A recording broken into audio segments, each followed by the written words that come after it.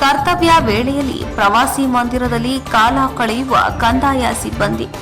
ಚಿಂತಾಮಣಿ ನಗರದ ತಾಲೂಕು ಕಚೇರಿ ಸಿಬ್ಬಂದಿ.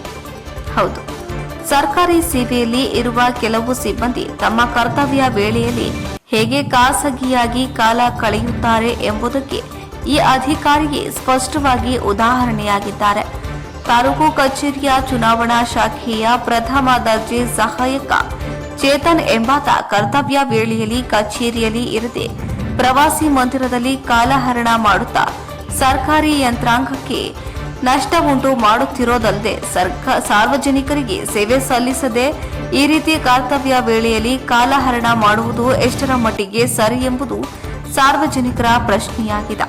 ಇನ್ನಾದರೂ ಸಂಬಂಧಪಟ್ಟ ಹಿರಿಯ ಅಧಿಕಾರಿಗಳು ಕರ್ತವ್ಯ ವೇಳೆಯಲ್ಲಿ ಕಚೇರಿಯಲ್ಲಿ ಇರದೆ ಖಾಸಗಿಯಾಗಿ ಪ್ರವಾಸಿ ಮಂದಿರದಲ್ಲಿ ಕಾಲ ಕಳೆಯುವ ಇಂತಹ ಅಧಿಕಾರಿಗಳು ಹಾಗೂ ಸಿಬ್ಬಂದಿಯ ಮೇಲೆ ಸೂಕ್ತ ಕ್ರಮ ಕೈಗೊಳ್ಳುವಂತೆ ಸಾರ್ವಜನಿಕರು ಆಗ್ರಹಿಸಿದರು. ವರದಿ ರವಿಕುಮಾರ್, ನ್ಯೂಸ್ ಬ್ಯೂರೋ, ಚಿಂತಾಮಣಿ.